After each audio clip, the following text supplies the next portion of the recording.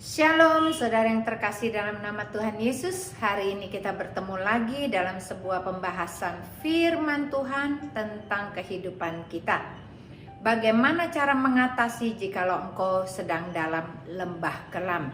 Sebelumnya mari kita akan berdoa terlebih dahulu. Tuhan Yesus yang baik, hari ini kami ingin dengar firman yang mengajarkan kepada kami bagaimana cara mengatasi kehidupan kami saat kami berada dalam lembah kelam. Kami tidak bisa jalan sendiri tanpa Engkau. Biarlah hari ini kami diberikan pencerahan, jalan keluar, dan juga pengharapan hanya ada di dalam Engkau. Terima kasih untuk firman-Mu. Dalam nama Yesus kami sudah berdoa dan mengucap syukur. Haleluya. Amin. Saudara yang dikasihi Tuhan, hari-hari ini kita banyak melihat banyak masalah di mana-mana. Banyak ketidakpastian di dalam kehidupan kita. Bahkan kita merasa bahwa hidup kita berada di dalam lembah kelam yang seakan-akan engkau sedang berjalan sendirian. Tapi ingat satu firman Tuhan katakan, sekali-kali Tuhan tidak akan pernah tinggalkan engkau. Dia Allah yang setia. Dia akan melindungi engkau. Dia tetap setia pada saat engkau tidak setia. Ini adalah janji Tuhan. Oleh karena itu peganglah janji Tuhan. Tuhan sekali-kali tidak akan pernah tinggalkan engkau. Berarti kita mendapatkan profesi yang luar biasa. Bagaimana jikalau hari ini engkau mengalami kesusahan?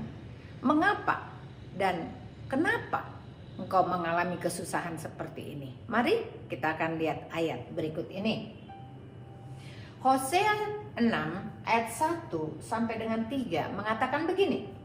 Mari kita akan berbalik kepada Tuhan, sebab Dialah yang telah menerkam dan yang akan menyembuhkan kita, yang telah memukul dan yang akan membalut kita.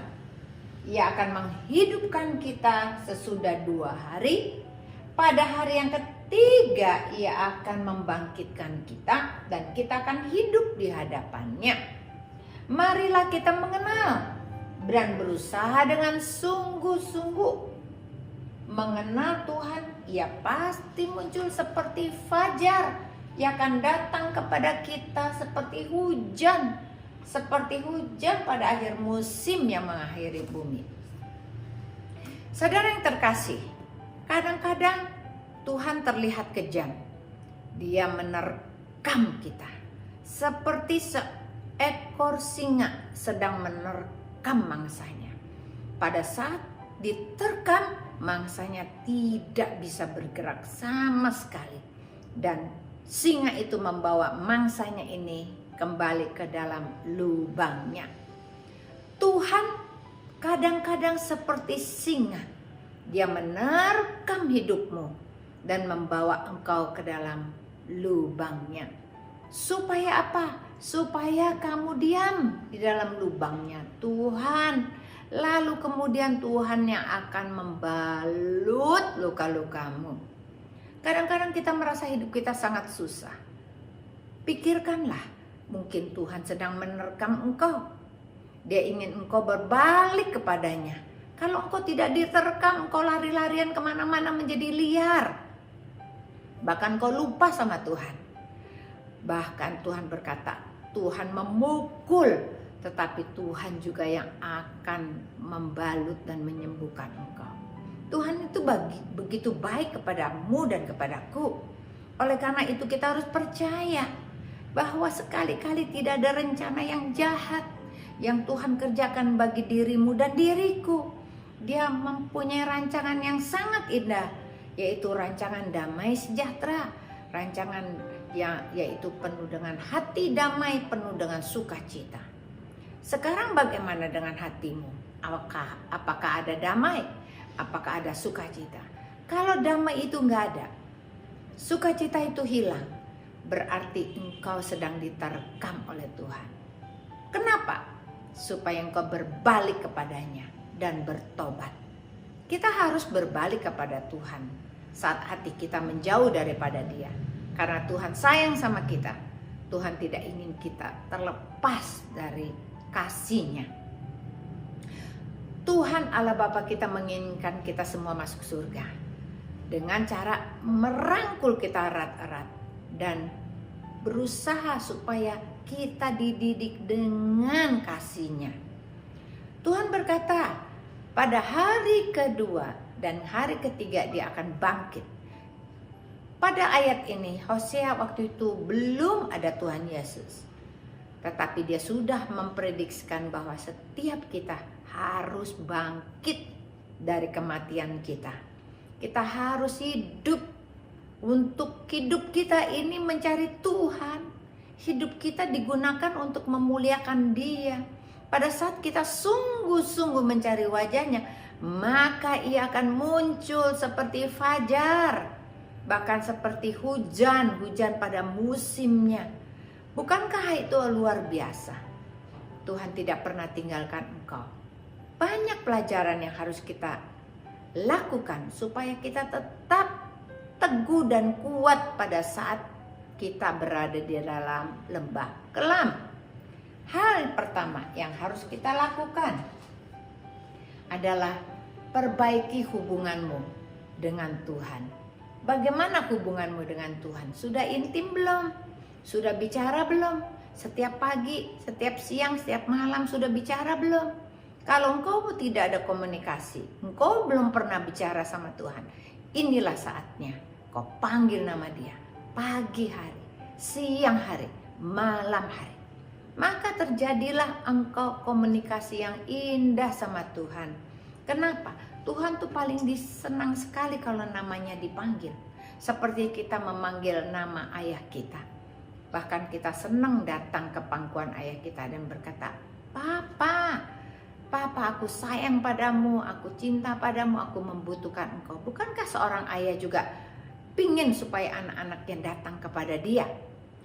Bahwa Allah kita itu adalah Bapa yang baik. Jangan pernah lupa, Dia akan memperdulikan engkau. Tidak dibiarkan engkau menderita untuk selama-lamanya. Mengapa orang selalu kena pukulan? Kenapa dia dipukul? Kenapa dia diterkam? Dengarkan ayat firman Tuhan ini. Zefanya 3 ayat 2. Ia tidak mau mendengarkan teguran siapapun dan tidak mempedulikan kecaman. Berarti orang ini gak mau dengar nasihat orang lain. Kecaman-kecaman gak mau dengar, yang benar cuma dia doang. Kepada Tuhan ia tidak percaya dan kepada Allahnya dia tidak menghadap. Berarti orang ini tidak pernah berdoa. Orang ini hanya datang ke gereja 1 minggu 1 kali. Dari Senin sampai Sabtu tidak pernah baca Alkitab, tidak pernah buka Alkitab, tidak pernah berdoa. Tidak mau mendengar teguran, tidak mau mendengar kecaman. Mungkin kau sedang mendengar banyak teman-temanmu berkata, banyaklah berdoa, minta tolong sama Tuhan. Tapi engkau lebih suka minta tolong sama teman. Suka minta tolong kepada orang yang lebih berkuasa. Bukankah engkau sedang mengandalkan manusia dan bukan mengandalkan Tuhan? Jangan pernah salah. Tuhan minta engkau berbalik kepadanya. Perbaikilah hubunganmu dengan Tuhan yang selama ini jauh menjadi hubungan yang sangat dekat sehingga engkau tidak lagi kesepian. Ayat firman Tuhan selanjutnya, Mazmur 106 ayat 4. Carilah Tuhan dengan kekuatannya, carilah wajahnya selalu. Berarti kita pagi, siang, dan malam cari wajah Tuhan. Mazmur 27 ayat 8. Hatiku mengikuti firman-Mu, carilah wajahku, maka wajah-Mu ku cari ya Tuhan. Bagaimana caranya kita mencari wajah Tuhan? Tuhan ada di surga, kita ada di bumi. Kita nggak pernah lihat wajah Tuhan. Yang cuma lihat wajah Tuhan itu cuma satu, Tuhan Yesus. Karena dia berasal dari surga. Cara kita mencari wajah Tuhan adalah kita terus menerus rindu hati kita. Bacalah Alkitab. Melalui engkau pembacaan Alkitab, sebetulnya engkau udah ketemu Tuhan. Tuhan sedang berkata-kata kepadamu. Walaupun kau tidak melihat, tetapi engkau percaya. Itu adalah orang-orang yang dicari oleh Tuhan. Kenapa kita khawatir? Kita harus lihat dulu baru percaya. Kalau kita lihat dan baru percaya, bukankah engkau menjadi Thomas-Thomas lain? Orang yang berbahagia adalah orang yang tidak melihat tetapi percaya.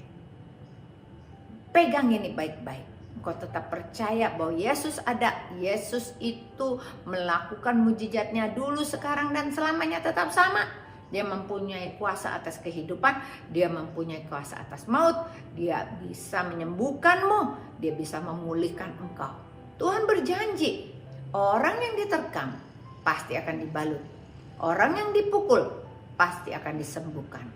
Pegang janji Tuhan. Supaya engkau berbalik kepadanya. Carilah Tuhan dengan segenap hatimu, dengan segenap jiwamu. Cari dia, cari wajahnya. Kasihilah dia, kasihi dia. Maka akan terjadi perubahan yang besar dalam kehidupanmu. Kau tidak lagi berada di dalam kegelapan, tidak lagi sendirian dalam lembah gelap, tapi engkau disertai oleh Tuhan. Hal yang kedua, tadi yang pertama perbaiki hubunganmu dengan Tuhan. Hal yang kedua, berserah penuh. Bagaimana cara kita berserah penuh? Mari kita dengar ayatnya. Matius 11 ayat 28 sampai dengan 30 berkata begini. Marilah kepadaku, hai semua yang letih, lesu, dan beban berat. Aku akan memberikan kelegaan kepadamu. Pikulah kuk yang kupasang dan bebanku pun ringan. Dan belajarlah daripadaku, karena aku ini lemah lembut dan rendah hati, dan jiwamu akan mendapat ketenangan. Sebab kuk yang kupasang itu enak dan bebanku pun ringan. Ini kata firman Tuhan. Apakah engkau percaya bahwa berserah penuh adalah jalan keluar yang paling Tuhan inginkan? Jangan pernah selesaikan masalahmu itu sendirian. Karena otak kita kecil seperti bapau. Kita tidak mampu untuk mendeskrip bagaimana Tuhan bekerja dalam hidup kita. Tetapi Tuhan minta serahkanlah semua. Bahwa bagi orang yang letih, lemah, lesu, dan beban berat, serahkan sama Tuhan. Lalu apa imbal baliknya setelah kita serahkan? Pikulah kuk yang kupasang dan bebanku pun ringan. Apa beban yang kita pegang? Tuhan suruh bilang belajar daripada Tuhan. Tuhan itu lemah lembut. Bagaimana cara kita bisa belajar sama Tuhan? Kalau kita pagi hari panggil nama Dia, kita bilang, Tuhan Yesus, Engkau ada di dalam hatiku, ajarlah aku hari ini supaya aku berjalan dalam jalan kebenaran, supaya aku hidup bersamamu, tidak lagi hidup sendirian. Siang hari kita berpanggil lagi nama Tuhan, kita bilang, Tuhan sertai aku sepanjang hari untuk memecahkan semua persoalan, dan supaya aku ini bisa lanjutkan apa yang Engkau mau. Malam hari ucapkan syukur bahwa Tuhan begitu baik sudah peliharakan aku hari ini, sehingga aku sehat, aku dalam perlindungan Tuhan. Bukankah itu yang Tuhan mau? Sehingga pada saat engkau serahkan kehidupanmu sepenuhnya dan imanmu, percaya sungguh bahwa Tuhan menjadi penolongmu, maka Tuhan akan bekerja. Lalu Tuhan katakan, pikulah kuk yang kupasang dan bebanku pun ringan. Kenapa kita harus pakai kuk? Kita semua ingat bahwa sapi itu dipakaikan kuk. Supaya apa? Bisa dikendalikan. Supaya Tuhan bisa kendalikan hidupmu, Dia harus pasangkan kuk. Kuknya apa? Kuknya adalah firman Tuhan. Sehingga engkau bisa berjalan lurus. Tidak ke kiri, tidak ke kanan. Tidak dengerin omongan orang. Tidak jatuh dalam percobaan. Tidak goyah hatinya.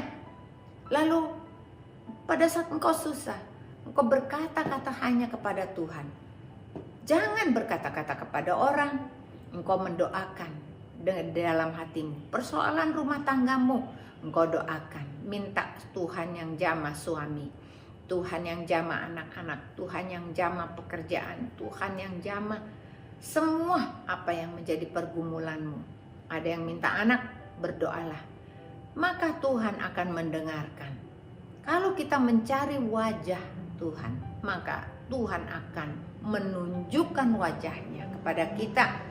Oleh karena itu, bereskan hubunganmu dengan Tuhan. Yang jauh menjadi dekat. Kedua, engkau harus berserah penuh dan memakai kuknya Tuhan, yaitu firman yang harus kita baca setiap hari. Berapa pasal? 5 pasal. Usahakan engkau bisa membacanya setiap hari secara rutin. Akan membawa perubahan yang luar biasa dalam kehidupanmu. Dan yang terakhir, yang ketiga adalah tinggikanlah Tuhan dan menyembahnya. Mazmur 99 ayat 5 mengatakan, tinggikanlah Tuhan Allah kita dan sujudlah menyembah kepada tumpuan kakinya. Kuduslah ia. Mazmur 96 ayat 9 berkata, sujudlah menyembah kepada Tuhan dengan berhiaskan kekudusan. Gemetarlah di hadapannya, hai segenap bumi. Tuhan inginkan supaya kita sujud dan menyembah Dia. Buatlah mezbah di dalam rumahmu. Kalau suamimu tidak mau ikut, nggak apa-apa.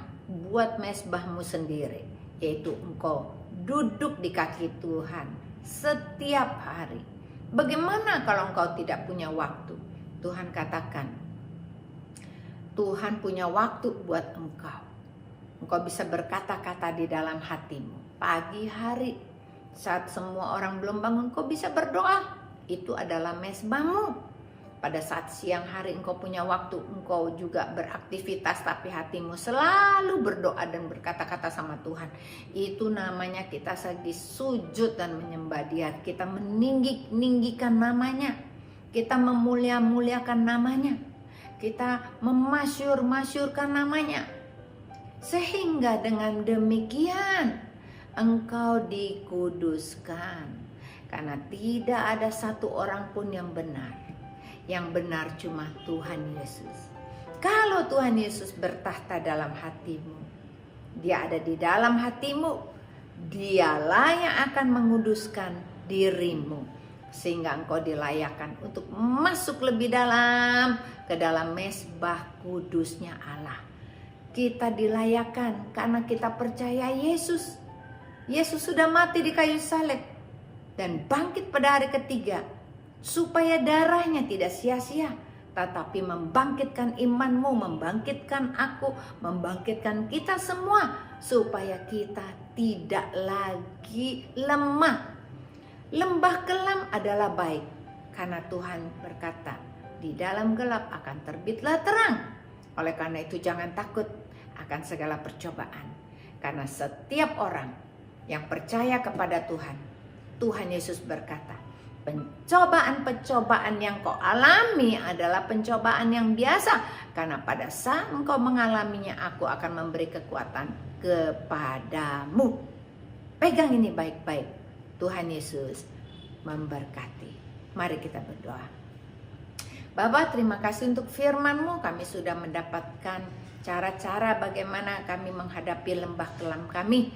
Kami tidak mau lemah, tapi kami percaya, kami kadang mengerti mengapa kami diterkam, mengapa kami dipukul, supaya kami berbalik kepadamu, supaya hubungan kami dipulihkan kembali bersama dengan Engkau. Dan kami mau berserah penuh untuk semua masalah-masalah kehidupan kami. Tidak kami tanggung sendiri, kami percaya firman-Mu adalah jalan kebenaran dan hidup yang akan memerdekakan kami dari dosa, sehingga kami dipulihkan kembali. Dan biarlah Tuhan hidup kami selalu hidup dalam penyembahan, sujud menyembah kepadamu di dalam berhiaskan kekudusan. Terima kasih untuk firman-Mu, meteraikan ini dengan kuasa darah anak domba Allah menjadi pegangan hidup kami. Dalam nama Yesus, haleluya, amin. Tuhan Yesus memberkati.